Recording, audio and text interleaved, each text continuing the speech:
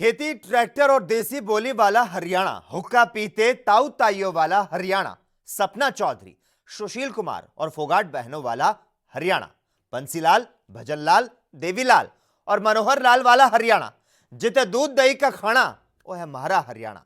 नमस्कार, ANB news में आपका स्वागत है और मैं हूं आपके साथ लोकेश जगवानी।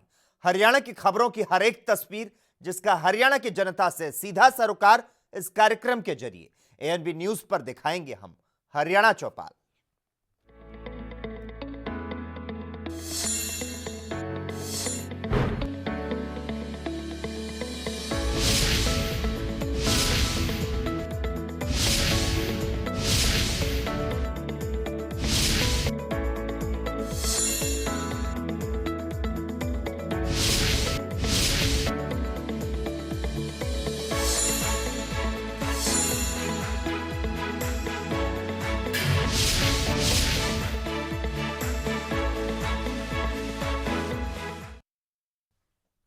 हरियाणा सरकार ने 1 अप्रैल से 30 जून 2020 तक की अवधि के लिए हरियाणा रोडवेज के बस अड्डों पर स्थित दुकानों का पूरा किराया माफ करने का निर्णय लिया है।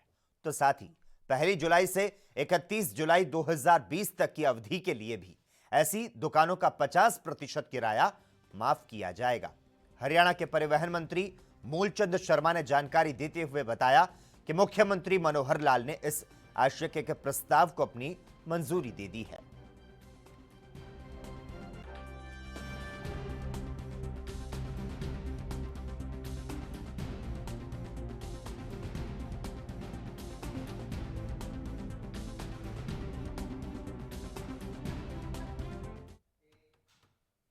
उकलाना नगरपालिका के आम चुनाव को लेकर आज नामांकन पत्र दाखिल करने का आखिरी दिन है।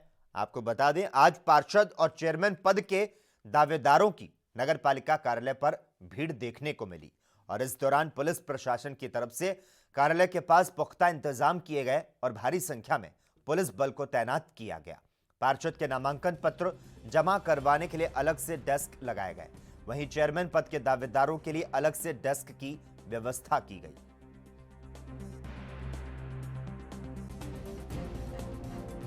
उकलाना की बहुत सारी समस्याएं हैं। मैं उन सभी समस्याओं को साथ लेकर ही इसी चुनाव में उतरा हूं। जो समस्याएं लोगों की हैं उन सभी पर ही कार्य किया जाएगा। किसको मुकाबले में मानते हैं? मैं अपने मुकाबले में, देखो, लोकतंत्र है, सभी का अधिकार है चुनाव लड़ना, तो हर कोई अपना प्रयास करेगा, लेकिन मैं 36 बिरादरी को, हर वर्ग को, हर पार्टी से अपने वोट की अपील करूंगा और चाहूंगा कि उकलाना के विकास में वो भी मेरा सहयोग करें और वोट। चंडीगढ़ में हरियाणा कांग्रेस के 6 विधायकों ने आज प्रेस कॉन्फ्रेंस की और इस दौरान विधायकों ने कहा कि लोकतंत्र में लोकसभा और विधानसभा की कुछ मर्यादा होती है। हमारे स्पीकर ज्ञानचंद गुप्ता ने पंचकुला से बीजेपी के कुलभूषण गोयल का पर्चा भरवाकर और पार्टी का ऑफिस खुलवाकर प्रचार किया। स्पीकर ने सारी मर्यादाओं को तार-तार करने का काम किया। तो साथ ही उन्होंने कहा कि ज्ञानचंद गुप्ता विधानसभा स्पीकर के पद से इस्तीफा देकर पार्टी के मेयर पद के उम्मीदवार के लिए प्रचार करें। विधायक जगवीर मलिक ने कहा कि विधानसभा अध्यक्ष तमाम कायदे कानून विधानसभा में लागू करते हैं, लेकिन खुद पर लागू नहीं करते। विधायकों ने कहा कि सरकार किसानों के आंदोलन को क्रूरता से कुचलने की कोशिश कर रही है।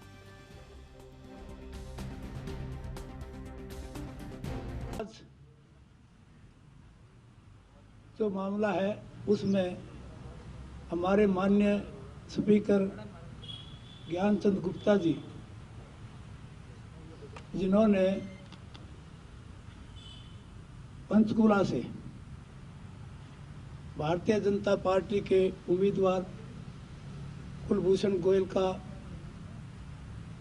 नॉमिनेशन फाइल करवा के खुलेआम पार्टी का प्रचार किया और दफ्तर का उद्घाटन किया, पार्टी का प्रचार किया और स्पष्ट तौर पर पार्टी के लिए काम किया और लोकसभा और विधानसभा के अध्यक्ष को निष्पक्ष होना चाहिए, किसी पार्टी की तरफ उसका झुकाव नहीं होना चाहिए।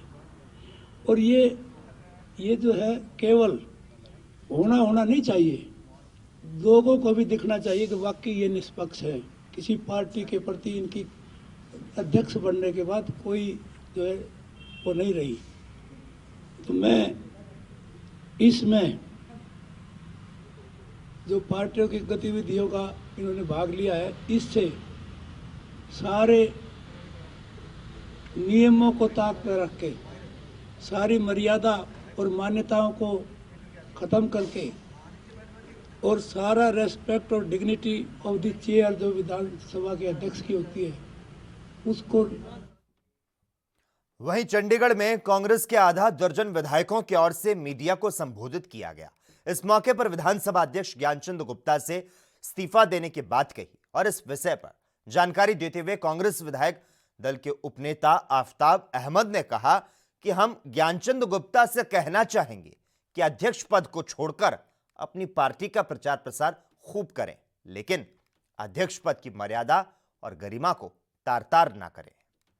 विधायकों की ओर से पत्रकार वार्ता की गई है। क्यों ये पत्रकार वार्ता की गई, ये किस विषय पर रही, ये चर्चा करते हैं। विधायक दल के उपनेता हैं आफ्ताब अहमद हमारे साथ। सर, किस मुद्दे को लेकर पत्रकार वार्ता की गई? आज ये विशेष पत्रकार वार्ता जो है हरियाणा में हो रहे निकाय चुनाव और शायद प्रजातंत्र में एक लोकसभा विधानसभा के अध्यक्ष की एक अपनी मान्यताएं हैं, एक मर्यादाएं हैं कि वो चुनाव में पार्टी और का प्रचार और प्रसार नहीं करते। लेकिन जिस तरीके से कल हमारे अध्यक्ष ज्ञानचंद गुप्ता जी ने वहाँ दफ्तर का उद्घाटन बीजेपी कार्यालय का किया, कैंडिडेट के साथ बैठ के खुलेआम ट्रैक्टर में जाके पर्चा भरवाने का काम किया, पर्चा जो है ऑफिस में जाके पर्चा भरवाने का काम किया, उनसे वोटों की अपील करी गई। ये जो है उस अध्यक्ष पद की जो पद है उसकी गरिमा को, उसकी मर्यादाओं को तार तार करता है। और हम ये कहते हैं कि उन्हें प्रचार और प्रसार करने का अपनी पार्टी का शौक है तो करिए, लेकिन अध्यक्ष पद छोड़ दीजिए और अपना खूब प्रचार प्रसार करिए। इस अध्यक्ष पद की गरिमा, इसकी मर्यादा को तार तार ना करें, यही इस आज की प्रेस वार्ता का मुद्दा था। जी सर। तो सर, जैसे किसान आंदोलन चल रहा है, काफ़ी लंबा हो गया ये आंदोलन, क्या लगता है आपको कि ख़त्म होने की कब तक की संभावना है? सरकार की मंशा से क्या लगता है कि ये जो कानून है ये वापस लेगी सेंट्रल गवर्नमेंट? मैं ये मानता हूं कि आज 21वां दिन है। केंद्र सरकार की, बीजेपी की एक खास आदत रही है कि वो हर एक जो वार्ता है उसमें हठधर्मिता दिखाती है, अपनी बात को ही रखती है कि हम सही हैं, लेकिन ऐसा नहीं है। आज लाखों करोड़ों किसान अगर सड़क पे है, इतनी कड़कती ठंड में 6 डिग्री टेम्परेचर में हजारों लाखों किसान आज सड़क पे है, वो एक जायज़ बात को लेके है। और यही नहीं, किसी धर्म, जाति या क्षेत्र या भाषा से आज किसान नहीं, उससे ऊपर उठ के ये आंदोलन चल गया है। और हम ये मानते हैं उनकी बात बिल्कुल जायज़ है। अपनी वार्ताओं में भी वो ये बात मानते हैं कि हाँ, हमने ये बदलाव कर सकते हैं, प्रस्ताव भी करते हैं, लेकिन अपनी हठधर्मिता के आगे, अपनी हट के आगे वो सोचते हैं हमारी जो है लोकतंत्र में जो हमें लोगों के साथ मिलकर काम करना चाहिए उसे ना करके अपनी जो है एक अधिकार इस्तेमाल करना चाहती है कि हम सत्ता में हैं, हम सत्ता में हट अपनी में रहेंगे, हम किसी की बात नहीं मानेंगे। और जिस तरीके से दुष्प्रचार करने का जो कर रहे हैं किसान के साथ, कभी उनको किसी संगठन का लेबल लगाते हैं, कभी उनको किसी दूसरे नाम से खाते हैं, किस तरीके से उनकी मंशाओं पर सवाल उठाते हैं। आज हठधर्मिता छोड़ के भारतीय जनता पार्टी और प्रधानमंत्री जी को उनसे बातचीत करके तुरंत उनकी बातों को मान के ये काले कानून वापस लें और फिर से नए कानून बनाएं जो किसानों के हित में हों, उनसे सलाह मशवरा करके हों, और जिससे ये आंदोलन और किसान की बात को जो है मान के उसके आगे हठधर्मिता ना करें। सर, एसवाईएल का भी एक मुद्दा, सर एसवाईएल का भी है, अब जो विषय उठा है कि एसवाईएल पंजाब से हरियाणा के हक का पानी मिलना चाहिए। दूसरा सवाल इसी से आपसे है कि आप विधानसभा में विशेष सत्र की मांग कर रहे हैं, अल्पमत में सरकार के लिए कह रहे हैं, तो ये क्या विषय है?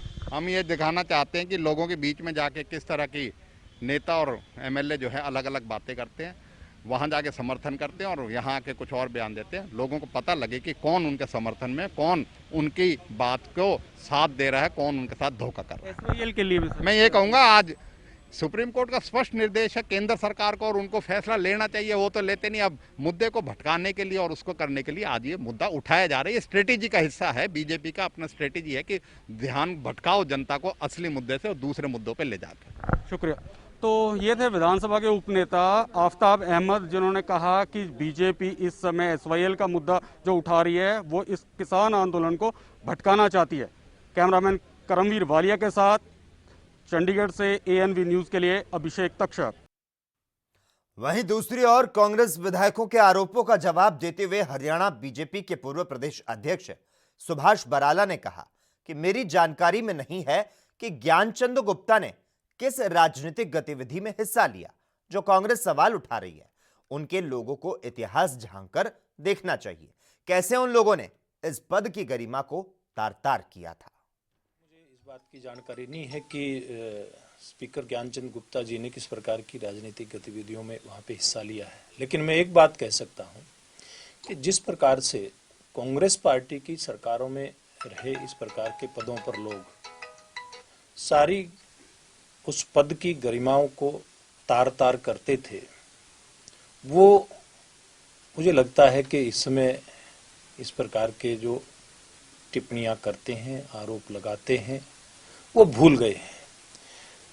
इतिहास के अंदर अगर हम बात करें हरियाणा विधानसभा की, तो जिस प्रकार की टिप्पणियां कांग्रेस पार्टी के नेताओं की और खास करके इस प्रकार के जो पद हैं गरिमापूर्ण पद, उस पर बैठे हुए लोग करते थे, वो आज उनको याद करने की आवश्यकता है। और जहां तक ज्ञानचंद गुप्ता जी की बात करें तो अभी तक लगभग 1 साल उनको स्पीकर बने हुए हैं विधानसभा के अंदर और विधानसभा के बाहर। हरियाणा और मध्य प्रदेश समेत अन्य प्रदेशों के किसान कई दिन से नेशनल हाईवे 19 पर केजीपी केएमपी चौक के पास कृषि कानूनों को रद्द कराने के लिए धरने पर बैठे हैं। मंगलवार को 52 पालों के पंचों की पंचायत हुई और इसके बाद इन्होंने 52 पालों के अध्यक्ष अरुण जेलदाल के नेतृत्व में धरना स्थल पर पहुंचकर किसानों को समर्थन दिया और उनकी लड़ाई में कंधे से कंधा मिलाकर साथ देने का वादा किया। इसके बाद धरना स्थल पर किसान बढ़ने से जिला प्रशासन के हाथ पांव फूल गए। अरुण जेलदार ने धरने पर किसानों से कहा कि उन्होंने फैसला किया है कि वे जिले के प्रत्येक गांव में जाकर किसानों को धरना स्थल पर आने के लिए प्रेरित करेंगे। उन्होंने कहा, काफी दिन से शादी समारोह के कार्यक्रमों के चलते जिले के किसान धरना स्थल पर कम ही पहुंच पा रहे थे, लेकिन अब किसानों की भीड़ बढ़ेगी। ऐसा है जी कि ये इलाका अब तक 11-12 तारीख तक शादी विवाहों में था। लोगों में जागृति आ रही है। जेलदार साहब जो 52 पाल के अध्यक्ष हैं, उन्होंने कल एक पंचायत बुलाई थी। गांव-गांव में जाने के लिए एक टीम बना दी गई है और अब हर गांव में जाके यहाँ जो सैकड़ों में आते थे लोग, अब हजारों में आएंगे और इस आंदोलन को बहुत ऊपर उठाया जाएगा। या तो सरकार मान जाती है, नहीं तो यहाँ रेल भी रुक सकती है, हाईवे भी रुकेंगे, बहुत बड़ा काम हो जाएगा यहाँ यदि सरकार। जो हमारे भाई आज इतनी भारी तादाद में आ रहे हैं, हमारा इलाका ये जो ब्रिज का इलाका है अपने भाइयों का तहे दिल से खोलकर समर्थन करेगा और आज से आप देखेंगे तमाम इलाका यहाँ अपने भाइयों का स्वागत में और हर तरीका से, दूध से, दही से, खान पान से अपने भाइयों के सम्मान में कोई कसर नहीं छोड़ेगा जब तक हमारे भाई ये आंखेंगे। हर रात को 3 जन आए, वो कहने लगे तुम यहाँ क्यों रहते हो, तुम अपने घर जाओ, तुम पाकिस्तानी हो, तुम खालिस्तानी हो, हमको दिक्कत आती है जाने में आने में। और हम रात को पत्थर फेंके, फिर हमने पुलिस को बोला, फिर हरियाणा चौपाल में खबरों का सिलसिला लगातार जारी रहेगा। हम यहां पर रुकते हैं एक छोटे से ब्रेक के लिए।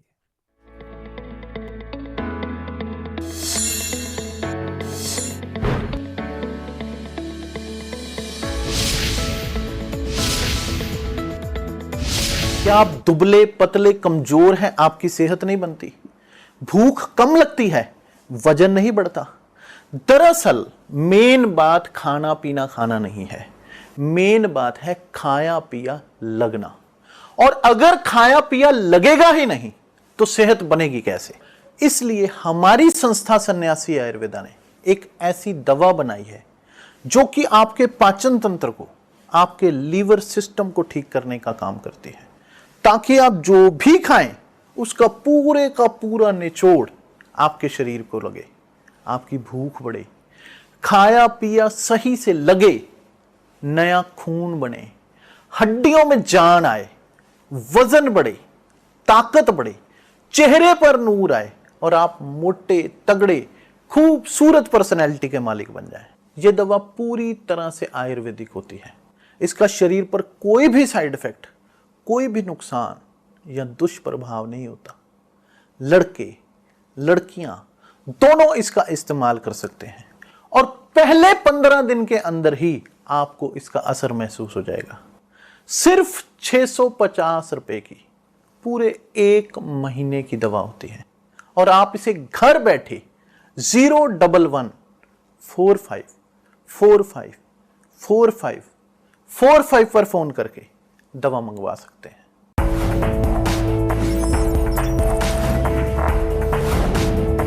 कम ब्रेक और ज्यादा खबरों के साथ देखिए ANP news in channel number पर।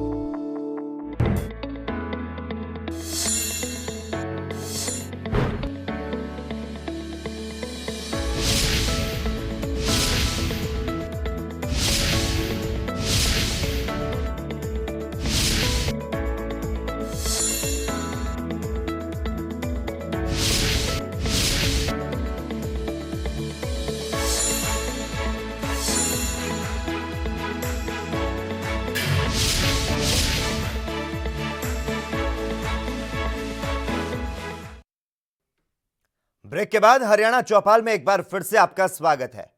हरियाणा में स्कूल खुलते ही कोरोना संक्रमण के फैलने का खतरा एक बार फिर से बढ़ चुका है। स्कूल खुलने के दूसरे दिन ही हिसार के खेड़ी बरकी गांव के 26 विद्यार्थियों के अलावा झज्जर और रोहतक जिले में 2-2 छात्र कोरोना संक्रमित पाए गए। हिसार के संक्रमितों में एक अध्यापक भी शामिल है। चरखी दादरी जिले में 2 दिन में 800 विद्यार्थी स्वास्थ्य जांच करवाने सिविल अस्पताल पहुंचे और इन सभी के कोरोना टेस्ट के लिए सैंपल लिए गए। इनमें से करीब 40 विद्यार्थियों में कोरोना के लक्षण नजर आए, जिन्हें होम आइसोलेट किया गया। झज्जर जिले में 10वीं और 12वीं की कक्षा में 6 विद्यार्थियों के शरीर का तापमान ज्यादा होने के कारण उन्हें वापस घर भेज दिया गया। आपको बता दें, विद्यालय में बच्चों को इस स्क्रीनिंग रिपोर्ट के बिना प्रवेश करने की परमिशन नहीं है। ऐसे में सबसे ज्यादा समस्या ग्रामीण क्षेत्र से छात्रों को आ रही है, क्योंकि टेस्ट रिपोर्ट प्राप्त करने के लिए उनके साथ उनके अभिभावक अस्पतालों के चक्कर काट रहे हैं। संघ ने सरकार से अनुरोध किया कि स्कूल स्तर पर ही बच्चों को यह स्क्रीनिंग टेस्ट करवाने का इंतजाम करवाया जाए, ताकि पढ़ाई सुचारू रूप से चल सके।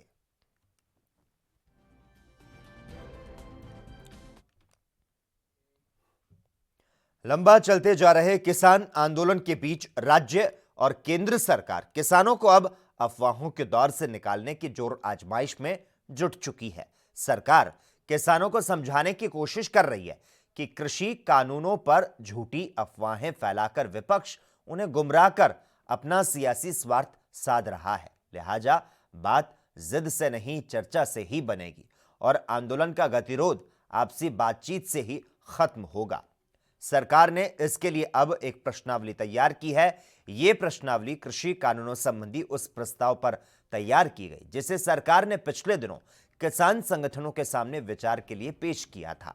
इस प्रश्नावली में सवालों के जवाब भी साथ दिए गए हैं, जिसका प्रचार विभिन्न माध्यम से किसानों के बीच उनकी शंकाओं को दूर करने के लिए किया जा रहा है। सरकार कोशिश कर रही है कि इस प्रश्नावली के जरिए किसानों को न केवल कृषि कानूनों के अहम पहलुओं से अवगत करवाया जाए, बल्कि किसान नेताओं को यह भी बताया जाए कि उनकी अधिकतर मांगों को स्वीकार करते हुए सरकार इन कृषि बिलों में संशोधन को तैयार है।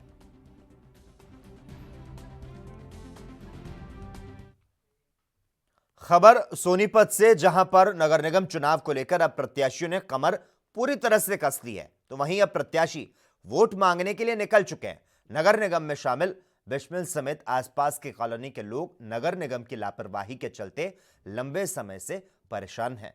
वहीं सीवरेज ठप्प होने और गंदा पानी ओवरफ्लो होने से गंदा पानी घरों और मंदिरों में घुस जाता है और इस दौरान लोगों का कहना है कि इस मामले पर कई बार प्रशासन को शिकायत कर चुके हैं, बावजूद इसके कोई समाधान नहीं निकल रहा।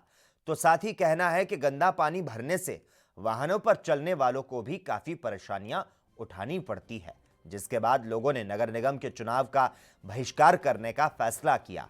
लोगों ने नगर निगम पर आरोप लगाया कि नगर निगम टैक्स की वसूली करता है।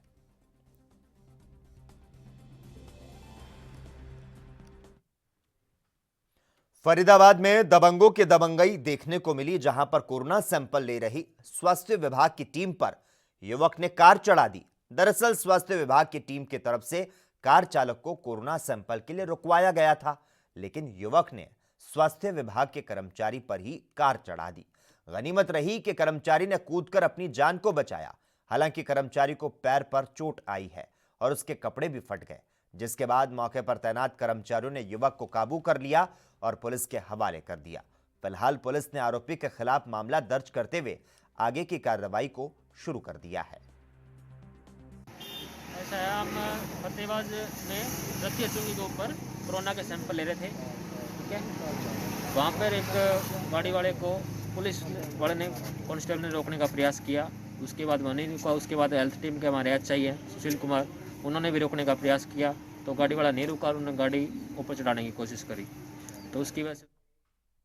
बल्लभगढ़ के चर्चित निकिता तोमर हत्याकांड में सुनवाई के दौरान मंगलवार को कोर्ट में बयान दर्ज हुए और इसमें मृतका की सहेली और घटना में प्रयोग की गई गाड़ी मालिक के 161 के तहत बयान दर्ज करने वाले कोर्ट कर्मचारी, हत्या की एफआईआर दर्ज कराने और मौका वारदात पर नक्शा बनाने वाले कर्मचारी समेत 4 पुलिसकर्मियों की गवाही हुई।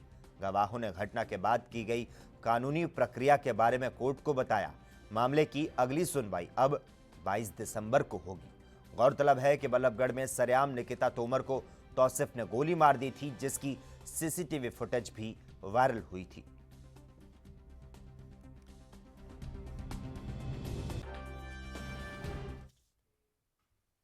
हरियाणा के करनाल में बुधवार सुबह जमीन विवाद में फायरिंग हो गई। इस वारदात में 3 लोगों की मौत हो गई, तो वहीं 12 लोग गंभीर रूप से घायल हो गए। सभी घायलों को अस्पताल में भर्ती करवाया गया। आपको बता दें, करनाल के घरोंडा के गांव गक्सीना में जमीन विवाद में बुधवार सुबह 8 बजे ताबड़तोड़ फायरिंग की गई। गोली लगने से 3 लोगों की मौत हो गई, जबकि 12 लोग घायल हो गए। घायलों को घरोंडा के सरकारी अस्पताल में भर्ती करवाया गया। इस घटना की सूचना के बाद भारी पुलिस बल मौके पर पहुंच गया और गांव को छावनी में तब्दील कर दिया गया। जानकारी के अनुसार गक्सीना गांव में 2 पक्षों के बीच कई साल से जमीन विवाद चल रहा था। यह मामला कोर्ट में विचाराधीन था और इसी मसले पर कई दिनों से दोनों पक्षों के बीच तनातनी थी। घायल नवीन सुरेंद्र और उसके परिजन रघुवीर संधू ने बताया कि बुधवार सुबह मामला काफी ज्यादा बढ़ गया। दूसरे पक्ष के लोगों ने अचानक उन पर फायरिंग कर दी।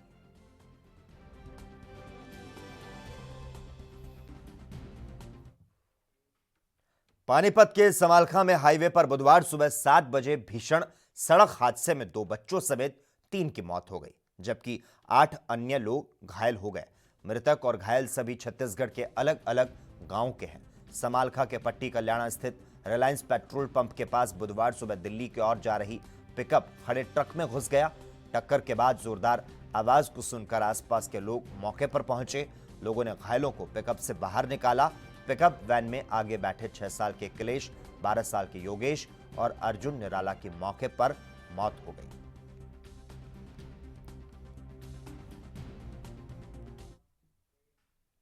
फतेहाबाद में 13 साल के मासूम बच्चे की पिटाई करना मां को महंगा पड़ गया, जिसके बाद पीड़ित बच्चा सीधा थाने जा पहुंचा। दरअसल बच्चे का कहना है कि उसकी मां और तरुण गोयल नाम का व्यक्ति उसके साथ मारपीट करते हैं और उसे लगातार प्रताड़ित करते हैं। तो साथ ही बताया कि तरुण उसके पिता को भी प्रताड़ित करता है और इसके बाद पुलिस ने दोनों आरोपियों के खिलाफ मामला दर्ज करते हुए आगे की कार्रवाई शुरू कर दी है। महिला बाल विकास अधिकारी की कंप्लेंट पर लड़के ने अपने मां के खिलाफ बयान दिया था। ये भी वो दुखी करते, तंग करते हैं, तो इसका जेजे एक्ट के तहत अभियोग अंकित किया गया। तो क्या आरोप लगाए सर, कोई है सर ध्यान में? बस वो दुखी करने का मारपीट की आरोप है इसमें। तो फिलहाल क्या कार्रवाई की गई है? अभी इसकी जांच की जा रही है और नियमानुसार कार्रवाई की जाएगी। तो मामला दर्ज कर लिया गया सर? हरियाणा के यमुनानगर जिले में घने कोहरे के कारण एक कार पेड़ से टकरा गई और हादसे में 3 युवकों की मौत हो गई। आपको बता दें, एक युवक की हालत नाजुक बनी हुई है। बताया जा रहा है कि पेड़ से टकराने के बाद कार पलट गई और उसमें सवार 4 युवक कार के नीचे दब गए।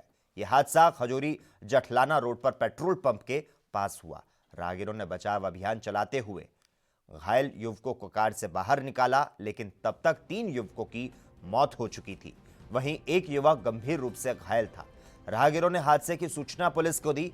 पुलिस टीम ने मौके पर पहुंचकर शवों को कब्जे में लिया, जबकि घायल को बेहतर इलाज के लिए अस्पताल में भर्ती कराया गया। वहीं जठलाना थाना प्रभारी धर्मपाल ने बताया कि हादसे के कारणों का स्पष्ट पता नहीं चल पाया है। शुरुआती जांच में कोहरे को हादसे का कारण माना जा रहा है। फिलहाल मामला दर्ज करके आगे की कार्रवाई की गई है।